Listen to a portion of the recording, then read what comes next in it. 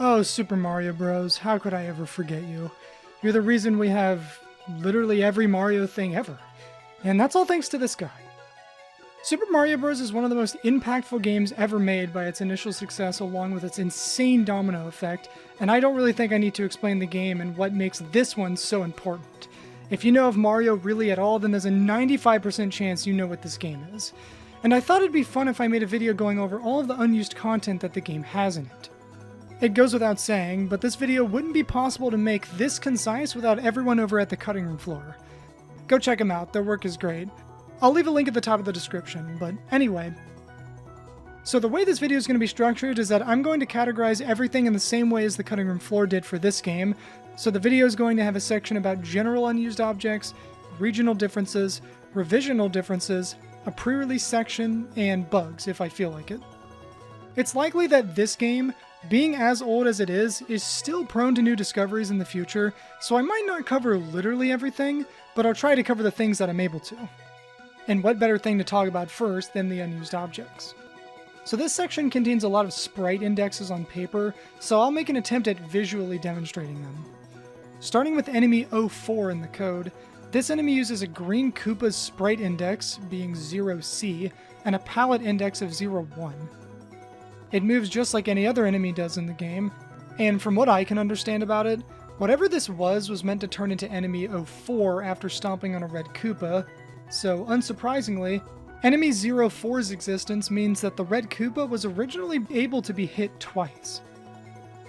Enemy object 09 comes next and is a little more simple, with 09 being an early version of the green paratroopa that, when restoring into the game, doesn't go anywhere due to the movement routine being cut out. Stomping on it makes it turn into a red Koopa, and that's because the function that handles demotion on the paratroopa doesn't take into account the unused enemy, because it doesn't need to. It was later found out when the Super Mario All-Stars source code got leaked that Enemy 09 had the internal name of Fly Green, with almost all of its code being completely commented out in the game. So yeah, it's an early green paratroopa, with the tiny remaining chunk of code being the only way we knew about its existence until Mario All-Stars had its code leaked. Enemy 13 is, well, that. It's entirely dummied out in the code, also containing a value of FF for its sprite and palette indexes, which is invalid.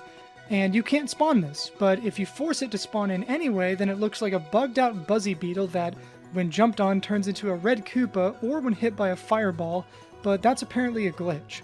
Turns out that this was meant to be a version of the spiny enemy, but was scrapped. Object 19 has a sprite index that red Koopas use, being sprite index F6 and palette 02, and the only thing I can figure out about this object is that it's simply named Bridge in the Mario All-Stars source code, and that its behavior and functionality is just removed. Object 1A is in the same boat, being scrapped, using a sprite index of FC and red palette index 02. And I don't really know much else about that one either. Object 1E is an enemy object that is just this firebar from World 5-4, but instead of being clockwise, it's counterclockwise. This firebar in specific has a faster speed and counterclockwise ability programmed in, but it just wasn't used. Other firebar settings are stored like this alongside the others that do get used as well. But this did eventually get used in World A-4 in the Japanese version of Super Mario Bros. 2, but it's obviously unused in the original. Object 23's code ended up being commented out, but what it would have done is this, being called a loop elevator in the source code for Mario All-Stars. If implemented, it moves in a counterclockwise circle and nothing else. If I had to ask you what object you think this was used for, what would you say? Maybe some kind of ball or maybe a falling platform? Well, this is actually the texture used in the tree branch.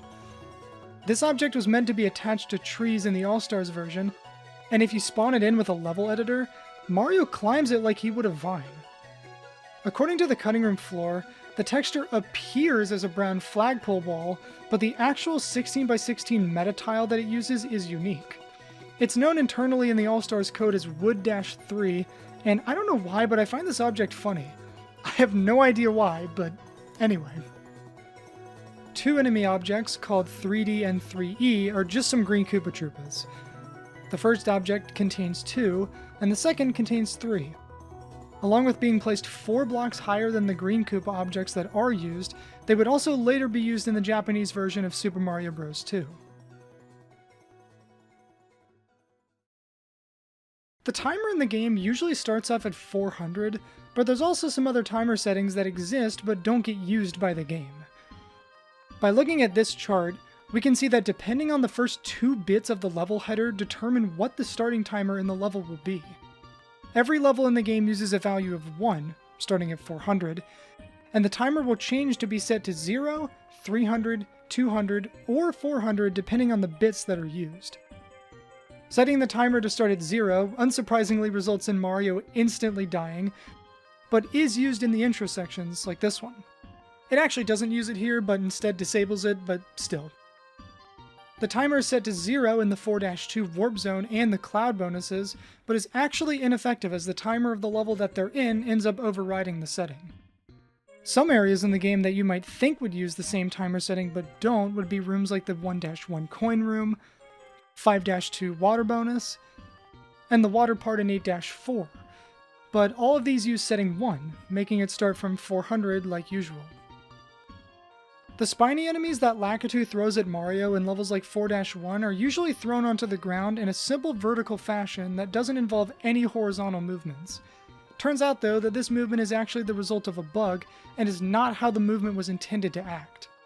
The spinies are meant to be thrown like how you see on screen, with the enemies' positions being relative to Mario's speed, Lakitu's speed, the position of Mario, as well as a pseudo-random value along with the enemies bouncing off of anything they hit on the way down.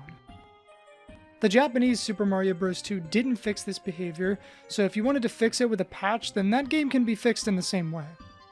Nintendo fixed this in the Super Mario Maker games, and intended for the Japan and American versions, the cutting room floor has a patch that fixes the behavior if you ever wanted to patch it yourself. You know those L-shaped pipes in the cutscenes for levels like 1-2 and 4-2? Well, the pipe on the top can actually be entered. Well, it would be if it wasn't impossible to reach in the game, but if you were able to reach it, it would work just like how it does in 9-3 of Super Mario Bros. 2. Let's talk about some unused tiles, more specifically, these 4. We'll get into other ones soon, but let's start with something small. We have what appears to be a vertical piece that was meant to go onto the pulleys like these, but it goes unused because what they actually did was use the flagpole texture instead. The other 3 are just letters, being F, J, and X, that go completely unused in the ROM. Gonna guess here and say that they go unused because there's no instance in the game that uses F, J, or X in any sentence or anything. Fun fact, this RAM address is responsible for keeping track of the number of blocks that Mario hits. I'm not sure why they put this in since it's never used anywhere, but I'll take a guess and say that they likely had ideas for something that was going to use it. And actually, now that I say that out loud, it's probably that. Map 01 in the game has level pointers that point towards worlds 2-2 and 7-2. These levels are the exact same except for enemy changes, but for some reason there's a third pointer that goes to world 3, and it leads back to the world 2 and 7 pointers, so it's likely that these were actually connected in some sort of way that we don't know about, since it got left in the code, or they just used it as a test and left it in and forgot to remove it. World 7-1 has 4 paratroopers and 4 Hammer Brothers, but what's weird is that 3 of the paratroopers and 1 of the Hammer Brothers are set to only appear after World 5-3. Due to this oddity, it's likely that the devs intended on making an easier version of 7-1, but who knows, there's really no way to know.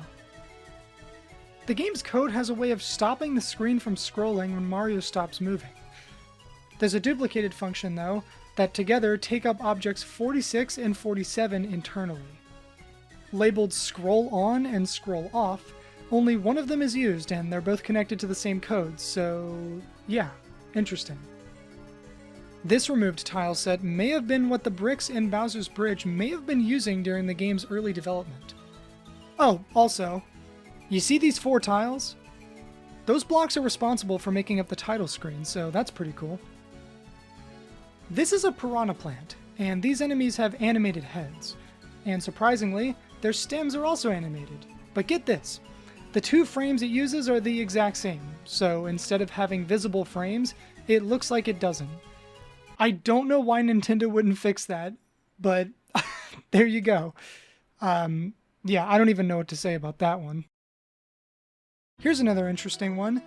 Bloopers can be placed outside of the water and not die.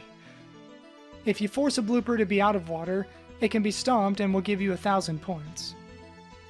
Although bloopers aren't in any non-water levels in the original game, they do exist in levels like 1-3 in the Japanese Mario Bros. 2, and give the same amount of points when stomped on, so the devs might have meant to make this possible.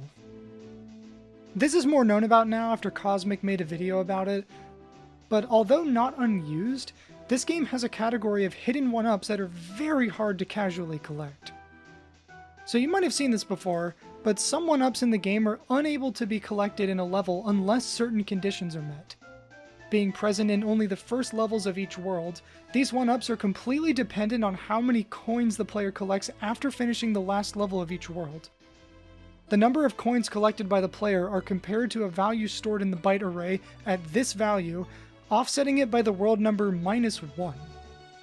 If the coin count is greater than or equal to the amount required for the 1-up to spawn, it sets a flag in the game's code that then makes it so that this 1-up is collectible in the first level of the upcoming world. Pretty cool. Just to avoid any potential confusion here, these 1-ups are completely dependent on how many coins the player collects after finishing the third level of the last world. This screenshot from Cosmic's video showing the hexadecimal code for this function shows us not only that this exists, but also the amount of coins required to collect the hidden 1-ups in each first level of each world. So let me show you what I mean. So in World 1-3, you need to collect exactly 21 coins in order for the 1-up to show up in 2-1. For World 3-1's hidden 1-up, it's 35, then 22, 27, 23, 24, and 35. I should also mention that World 8's coin requirement for this is 99 coins, but doesn't get used due to it not only being impossible to get that many coins in 8-3, but there's also not a World 9 that you could get the coin in anyway.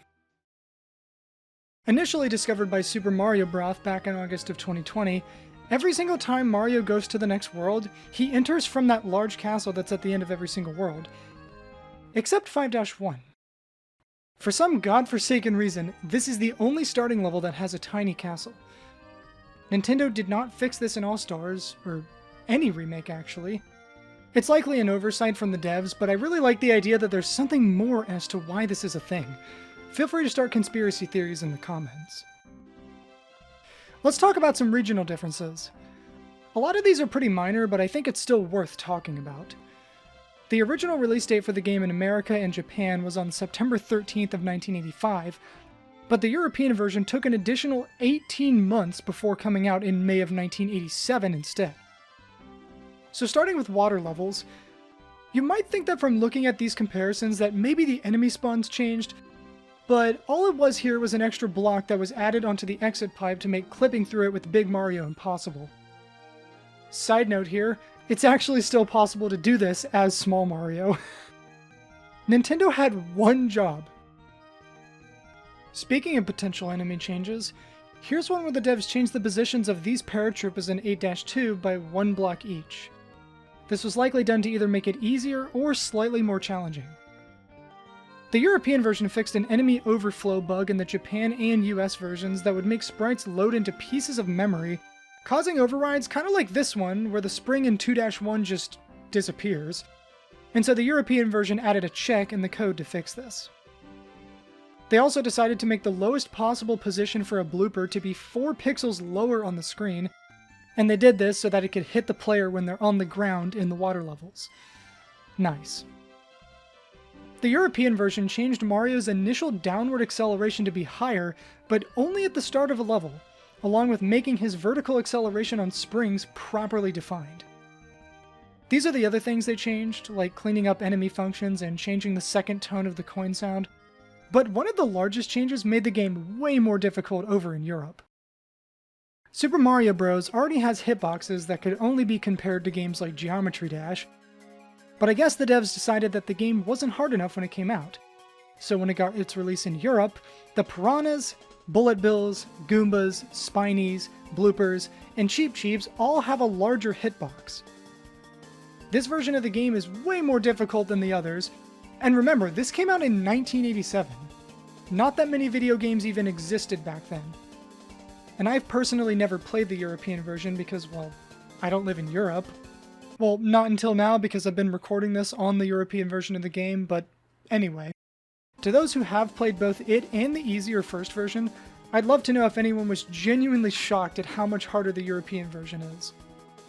Now that was a pretty drastic change, so let's move on and talk about what was changed in the more specific versions of the game, like the one that came with the 2-in-1 with Duck Hunt, as well as the 3-in-1 with Mario Bros, Duck Hunt, and World Class Track Meet. There's really not much here, but what there is the obvious stuff. Starting with the Duck Hunt 2-in-1, the main menu was added, to just play whichever game you want to play, and there was also a removed duplicate tile that was freed up to make room for the trademark symbol on the main menu. The 3-in-1 Duck Hunt, Mario Bros, and World Class Track Meet is basically the same, just an integrated main menu to switch between the games. There's two more very specific versions of the game with basically no changes, but I'm going to quickly bring it up anyway. The Nintendo World Championships 1990 version of Super Mario Bros. Is again identical to the original, but removes player options on the main menu since the game starts up by itself. I should also point out here that this World Championships cartridge itself just goes through several different games and gives the player a predetermined challenge for whatever game is in the list. And for Super Mario Bros., the challenge is to collect 50 coins, and that's it. Whenever you collect the 50 coins, the game congratulates you and moves on to the next. Also, Mario's lives are capped at 99, giving you as much time to get the coins no matter how bad you are at the game, and the game also cannot be paused, so if you need to get up or something, well that's just too bad. The other version, being the 25th anniversary edition for the Wii Virtual Console, only has one change. The question mark blocks instead have the number 25 on them instead of a question mark. That's literally the only thing that changed. And with that, the general section of this video is now complete. So let's move on to the pre-release content. From the beginning of its development, starting in the fall of 1984, to its release in as late as May of '87 in some places, the early development timeline for this game is very fascinating. The initial development for Super Mario Bros. Was that of a prototype by Shigeru Miyamoto, with the intent of creating a game where you can control large characters confined into a space that was 16 by 32 pixels in area.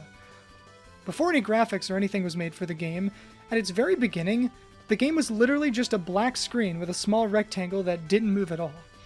This is my interpretation of it, I couldn't find a picture. Eventually, though, they did get a background made, but there still wasn't anything in place for the blank texture. Enter Mario Bros. Not Super Mario Bros., but Mario Bros. Is an arcade game that was made 2 years before in 1983, and for the early 80s was a huge success in the arcade world. And the reason I bring this up is because a developer at Nintendo named Takashi Tezuka noticed how well it was performing in arcades at the time, and that success gave him the idea to pitch to Miyamoto the idea of, wait, why don't we use Mario for the character? And Miyamoto was like, I actually really like that idea, let's do it. And so now Super Mario Bros. Was fully in motion. The first song to be written for the game was surprisingly not the iconic main theme, but actually was the underwater one, with the composer, Koji Kondo, doing so as it was the easiest to imagine in his head. After that came the iconic main theme. According to the cutting room floor, the title Mario's Adventure might have been a potential name for the game rather than Super Mario Bros. According to an early sales brochure with this title, as well as mentions on the back of it saying things like, and because Versus Mario's Adventure is part of the Versus system, this is as convenient and profitable for you as it is fun for your customers. When I first read this, I thought this just wasn't true, but after reading the back, it seems like it was considered. And after seeing a future flyer with the name Super Mario Bros., either someone has a misunderstanding, or the name of the game actually could have been Mario's Adventure. I'd like to imagine that Miyamoto or someone else must have at the last second been like, wait, Super Mario Bros. Is way better. And more evidence of this is that Mario's Adventure is a registered copyrighted title in the US Copyrights Office, being registered in 1986, I think? So yeah, interesting. So obviously Super Mario Bros. Is very focused on the platformer dynamic, you know, just jumping over Koopas, beating levels, whatever. But the original control scheme seemed to focus way more on shooting stuff rather than the platforming style. And the original controller concept was this. It's not that different in visual layout, but the way the buttons work are quite different. Let's start with the D-pad. The translated image might not be fully accurate, and if you understand Japanese, then please educate me about it, but the first thing I notice here is that pressing up on the D-pad was jump, and A was to attack, and the translation says, depending on the tool, and gives examples like beam gun, hand kick, rifle, rocket, and jet. As for what down on the D-pad does here, I honestly have no idea. The translation says shakamu, and I looked this up and I couldn't find anything, so the translation is probably inaccurate. But yeah, this is really cool though. It's funny to imagine how different the game would have been if its main focus would have been on combat instead of platforming. Maybe Mario would have been a far more vigilant character as opposed to the lovable plumber that he ended up as. And if you thought that was cool, wait until you see all of the early sprite sketches. Starting with this one that shows off when Mario skids when turning directions while running, you know this, the one on the top right is very similar to what it's like in the final game. The other stuff is more interesting, I think, like the pattern thing in the top left, looks like a GD icon or something, the sketch of Mario with his arms crossed, which probably should have been in the game for when Mario finds out that he's still not done rescuing Peach, and finally in the bottom right there's a little propeller hat. This cap is interesting, because if you've ever played New Super Mario Bros. Wii, then you might recognize a similar concept. Fascinating that the propeller cap wasn't a newfound concept, but was thought of ever since literally the very first game. It just took them 24 years to find a good place for it. I mean, I think it could have worked in Super Mario World or something, but let's be honest, the cape is way cooler for that game. There's some more sketches of this that gradually get more completed. This one's edges are a little more defined and again features cross-armed Mario, but also features in the bottom left what I think is supposed to resemble the Death Sprite. Now I don't mean to reveal anything about myself here, but I think I might have a mush brain because when I saw this in specific, I'm not even kidding, my mind immediately thought of a light bulb. I don't even know what to say. Oh my god, my brain is mush, dude. Next we have a colored version of some of the very early sprite sketches, including the cross-armed pose, and the death sprites I mentioned just a minute ago. Now this one is a little more interesting. I thought that the yellow thing might have been an initial sketch of something related to the combat idea from earlier, but it's more likely that it's an early sprite of a cloud that Mario would have been able to ride in a scrapped segment that you'll see in a minute. The cutting room floor also says that the number 30 in this image that's pointing to the yellow is actually the NES's color value for white, and so the artist just made it yellow as a placeholder because, well, the sheet of paper is white, so it wouldn't be obvious what color it is. These 4 sketches are starting to look more like the Mario that we all know of. The first sketch is likely a walking animation, but I like how it looks like Mario is holding a finger gun. That looks like something out of a crossover mod or something, it's kinda cool.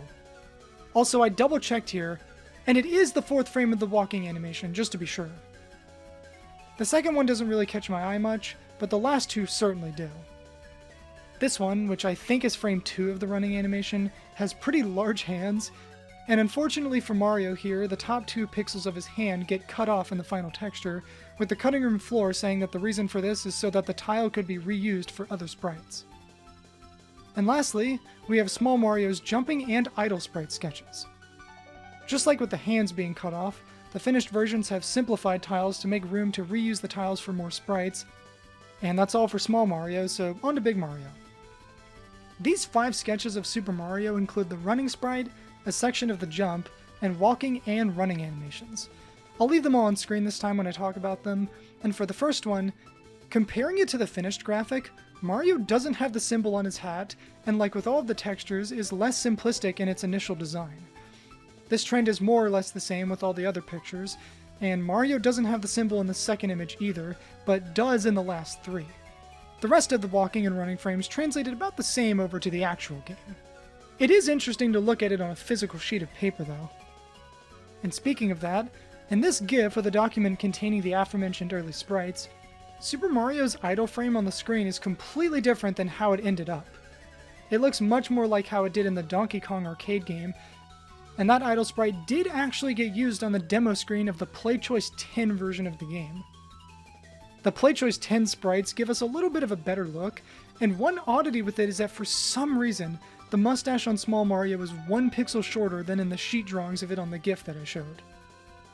The walking animation is even more like how it is in Donkey Kong, especially when comparing the scans to mock-ups on the cutting room floor. It looks like the animations use similar, if not the same body parts as the ones from the Famicom Family Basic, which is an add-on for the family computer designed for programming on the console. Other things from the scan also include this pea flower thing, which when compared to a mock-up looks like it most likely was maybe an early rendition of the fire flower or something. There's so much of this stuff, but it's all just as interesting as the rest. Differences to the finished counterparts pointed out in these sketches are that the platform for the tree here looks to be thinner than in the finished version. A big one is the design of Princess Peach, who in these sketches has a pink and white outfit and also has a different hair color. The red mushroom beside what looks like the Doom Shroom from Plants vs. Zombies is, if we're assuming it's a super mushroom, has no white dots on it and kind of just looks like a red mushroom. These fire things are called potaboos, and this one has eyes, which doesn't continue into the finished game. It does get eyes in the future titles though. And lastly, we have the mushroom retainer, which is just a toad. Its design and colors are an obvious difference, with a minute detail being that the sprite's eyes are farther apart than in the final. Another scan in the video showed a dragon-like enemy, and it's thought that it might have been an early version of the piranhas, or that they might have been intended to come out of the pipes in the game instead of piranhas. These drawings from Nintendo's 30th anniversary interview show off a number of enemies that all made it into the game, except this one. The Japanese beside this Cannon Koopa enemy says, "Aims for Mario," and this guy has been compared to the Hammer Brothers as they have very similar attack trajectories, and it might be an early version of them, but nevertheless it was left out of the game. On page 47 of the Super Mario Maker booklet, the page shows 6 different concepts for the entities, one of which ended up being scrapped for Super Mario Bros., and that one was this guy. The drawing itself looks to be a Koopa with what I thought was a shield at first, but is probably a pitchfork or something like that. The Japanese translates to pacing around naked, and the enemies themselves later showed up as the Koopas that leave their shells in Super Mario World. One of the shots in the 30th anniversary video shows what is clearly a sidestepper on one of the sprite sheets. Those are actually from the sidesteppers in the Mario Bros. Arcade game, but they very well could have been planned to be put in Super Mario Bros. Worth noting here that it was later put in Hudson Soft's officially licensed Super Mario Bros. Special for the NEC PC 8801 computer. And that game looks like this. The early design for Bowser is definitely one of my favorites. I showed this just a second ago, but this dinosaur-like design was the initial concept art for King Koopa. And it is interesting. But let's talk about the actual screen and grid design. The draft designs for these were on display in New York back in 2016, along with the original sketches from Super Mario Bros. 3 and Super Mario World. And what better thing to start with than the draft designs for the title screen? This was the first draft design for the title screen, and it is very different. Starting with the obvious, the logo is green in this one, with the S in Super being different, and the logo is ever so slightly bigger. Minuscule details are that the option thing beside one player game is a brick here instead of a mushroom. There's a fence and 3 bushes as opposed to the final no fence and 2 bushes. There's a cloud there as well. And then finally, the UI on the top isn't even there. Mario isn't even there either, as I'm guessing they didn't have his design down yet. Iteration 2 of the title screen looks much more familiar. It carries over the 3 bushes from the first one, but the game's logo is basically the finished one now. Something I noticed almost immediately is the font here, but I'm guessing that's just a result of it being hand-drawn onto a sheet of paper. Fading the finished version and this one back and forth shows the rest of the differences, which include the option thing beside one player game not being here this time, the logo itself being in a slightly different position. The 4 square things in the 4 corners of the logo are black in the draft and they're white in the final. The copyright symbol is different, and the text that says 1985 Nintendo is tan in the final. Rendition 3, while not looking like it was finished, does resemble the finished title screen the most. This one carries over the brick for the option cursor just like from the first draft. An obvious difference is the text just being traditional handwriting, which likely didn't matter as it was most likely just positional more than pretty, and again, The UI on the top of the screen is still not there. Let's talk about some of the unused concepts for level objects and items. I mentioned earlier that there was going to be a writable cloud in the game, and this was something that Miyamoto pictured in his head ever since the idea for the game. As evident by the drawings on the screen, there were plans for sky levels in the game, but they obviously never made it into the game. The second sketch shows Mario shooting something, which is another callback to the original controls for the game that would have made this possible. The cutting room floor says that the projectile is a fireball, and it probably is. Miyamoto did eventually make this happen in Super Mario World, and yeah, technically you can ride on the cloud in Super Mario Bros. 3, but as far as doing it in gameplay, that honor goes to Super Mario World. On to unused levels.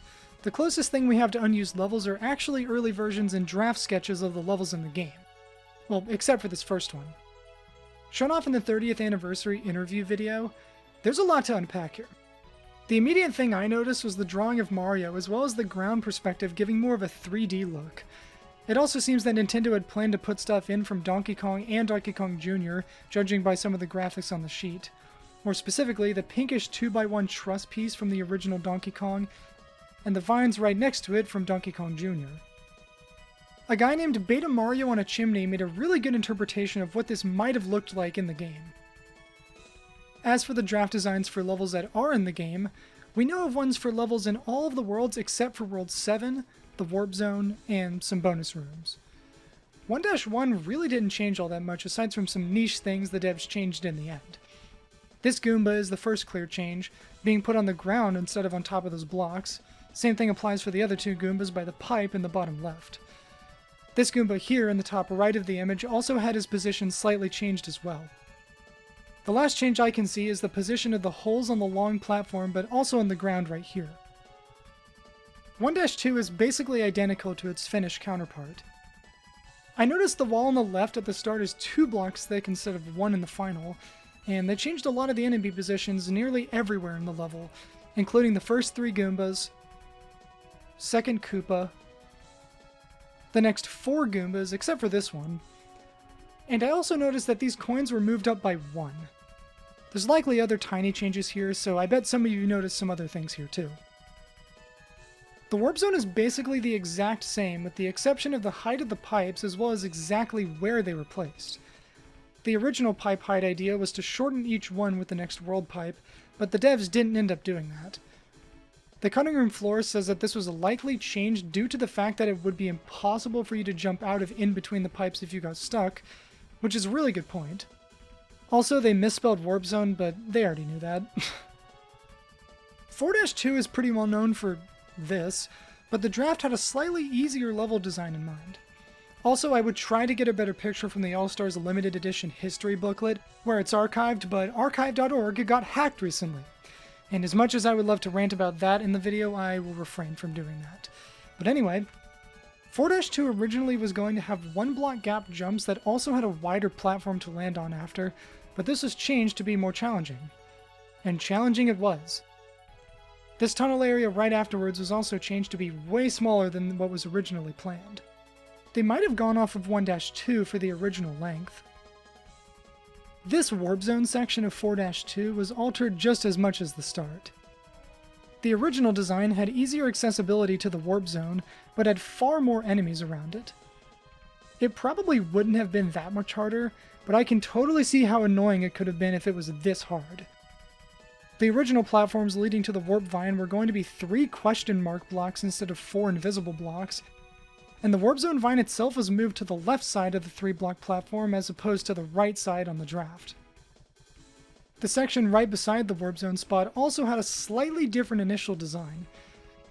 It wasn't anything crazy, but the beetles were not present in the draft. This pipe on the left was taller by 1 block, and there isn't a block in between the 2 pipes like there is in the final game. World 5, more specifically 5-1, while not being specific, has one very large development change that changed the entire stage. In this early screenshot from an official Japanese promotional flyer from 1985, if we zoom in a little bit into the 5-1 screenshot, if you know the stage, then you might notice that this isn't quite right. Well, it seems that 5-1 was originally an athletic level and not the ground level that it ended up being in the finished game. As far as I can understand, this is the only screenshot of this version of 5-1, and aside from the timer starting at 400 and this cloud glitch in the bottom right, whatever this level is not anywhere in any public version of the game. World 6 has a surprisingly small number of changes. Well, there's actually only one, and it's very subtle. At this spot right here in 6-1, the amount of blocks on this bridge thing differ by literally 1 block. That's literally the only thing they changed in World 6. Without verifiable draft evidence of changes in World 7 and 8, it's likely that either these worlds had a lot of initial ideas that didn't carry over to the final game, or it didn't have any. What did have a lot of things change from their initial designs though were the bonus rooms, and there's 3 of them here, so let's go left to right. The first one looks like a lot of changes because of all the arrows and stuff, but it's actually the same with the exception of the fact that the coin structure used to be lower to the ground, along with the coin block that's touching the pipe being 1 block higher as opposed to being 3 in the final design. Bonus room number 2 is also practically the exact same. It might be hard to tell in the sketch, but 8 of the coins here were taken out with white circles, which the cutting room floor says is likely due to the game not being able to show more than 3 coins in a vertical stance. And last but not least, Bonus Room 3 received a very similar change. This structure here was 1 block closer to the wall on the right, which I'm guessing they changed to make the structure evenly spaced on both sides. I'm pretty sure the whited out shape were extra blocks that the devs probably thought made the structure look too bulky, and the arrows on top of it might have been to indicate to move the structure 1 block to the left like they ended up doing. Oh, also the line of coins on the top were moved down by 1, presumably so that they touch the blocks again, and the 2 coins on the right that touch the pipe are not present in the draft. We have one more draft to talk about now, and that honor goes to the early sketches made for the castle exits. Assuming that these sketches were made for exit and entrance animations, like the cutscene when Mario goes through the pipe, the devs seem to have had more animation ideas that didn't make the final cut. The one in the bottom left is obviously the one that's in the game, but my favorite ones are these 2. I imagine that the left one would have played when entering water levels, and Mario would have just jumped on into the pipe and went on into the stage. The right one makes more sense to have been an entrance to the underground levels like 4-2. Because, you know, Mario is going down and underground. I mean, it makes sense to me, but, you know. Well, that's pretty much everything. I thought about covering the section on the website that details the game's bugs, but since the Minus World bug and the bug where you can't kill a Hammer Brother with a shell in 8-3 are so known about, that I think I'm going to end the video here. The rest of the glitches on the page are just one actually, which is one that breaks the Spiny Egg's horizontal movement speed, and I do want to say again that there's no way I could have made this into a video without the cutting room floor. They're a great source for this kind of stuff, and really the credit here goes to the people who compile all this stuff onto web pages, so go check them out, they're great. Well, I've been talking for a while, and if you like this video, then you need to subscribe to the channel. When I hit 100,000 subscribers, I think I'm going to audition to play that one guy from Kick Buttowski. What's his name? Gunther, I think? Yeah, there he is. Alright, well, jokes aside, I'm going to get out of here. There's a coolant leak on my car, and I think I need to figure out where it's coming from. I'm voicing this script now, I already know where it is, but still, I'm going to keep that joke in because I thought it was funny. Alright, see you guys later. Goodbye.